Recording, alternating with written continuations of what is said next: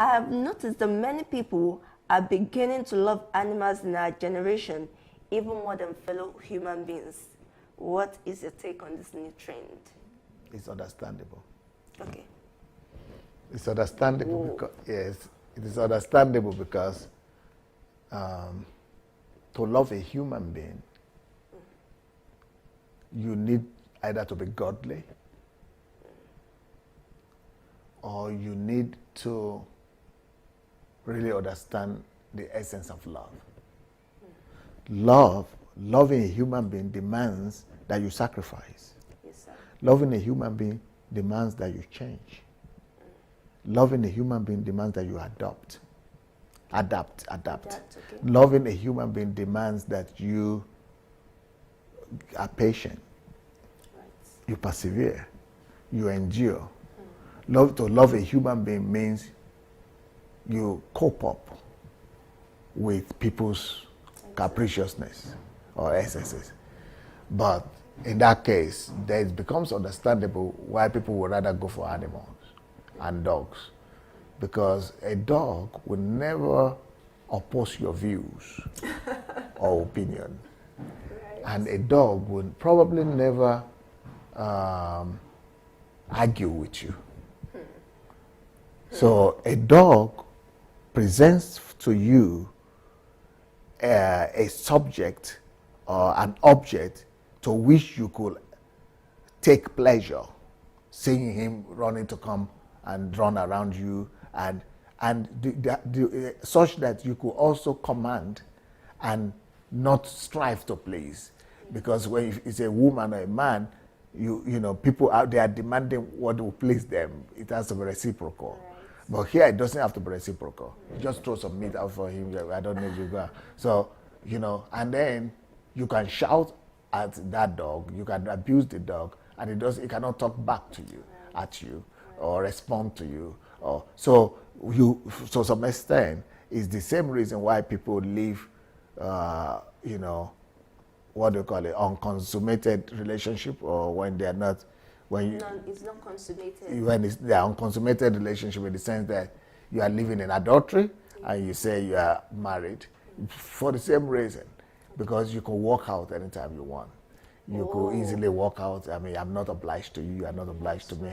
You know, so if we want to, so the same thing with the dog.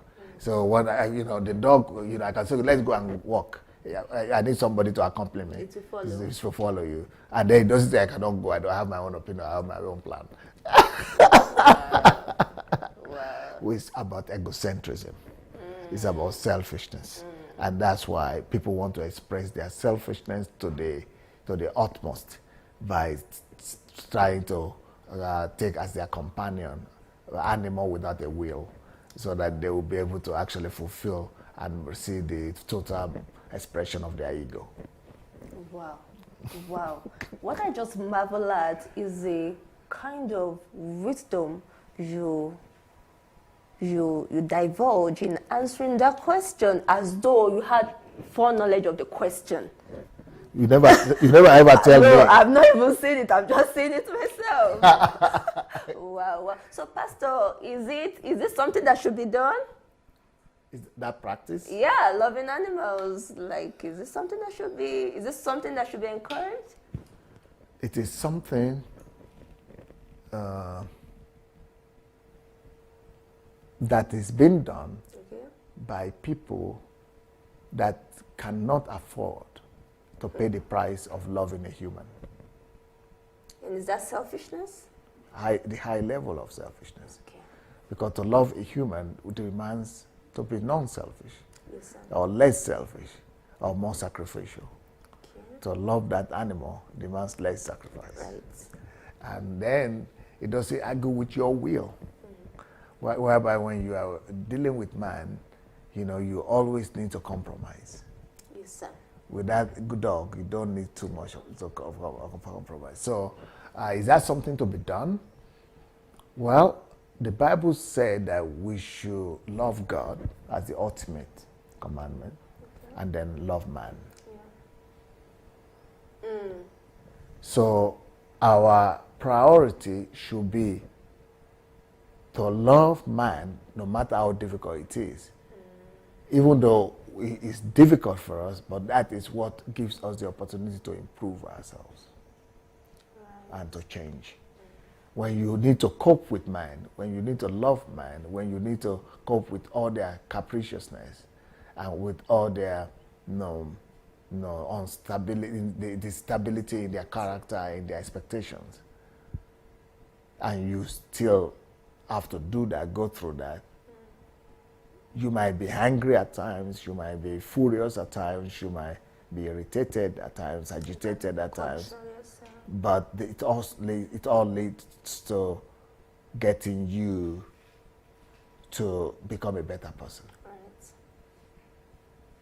But when you want to go rather to love an animal, you want to remain the person you've always been. You want to remain yourself. It's called unconditional love. But with humans, it doesn't work out to have unconditional love. No unconditional love with human beings. If you love a man as a lady, of course, being a lady, any man will tell you that they cannot live without you, and they love you. But that's just half of the story, you see. Right. One half of the story. Right. There is always the second half of the story. Yes, sir. The second half of the story is that once you agree, once I've convinced you that I love you and that I will do everything for you, you buy into that. While I'm not mentioning to you that means you also need to do some things for me. Yes, sir. But once you accept, then you will hear the second part of that. Unconditional love. Yeah. It's just like saying you love somebody, you love the person so much, it doesn't matter who. If it's a human being, it's always conditional. Even if it's your child. Right. As much as you love your child, and you do everything for her, you have some expectations. Definitely, Pastor. At least that child will obey you, or will grow up to be obedient, or to be a pride to you, to make you proud, or to be a good child, or to will look after you later. Those are conditions. Yes, sir. It might be unwritten or unspoken, but there are no unconditional love with humans. But when it comes to animal, you don't even need to discuss anything. You don't do anything, only your will. My will or the I way. And so that's why people go for animal loving rather than human loving. They want to remain selfish, they want to remain egocentric, and they want to remain unchanging. So when next time anybody tells you that they want to love you unconditionally, tell them to get a dog. Wow. There you have your answer. There you have your answer. Thank you so much, Pastor, for that wisdom. Thank you. What do you call a pet? A pet? A pet, yes, yeah, sir. Tell them to go and get a pet. To go and get a pet. Then they can offer the unconditional love to the pet. Yeah. No, they can get unconditional love from the pet, right, without expectations. Yeah. Wow.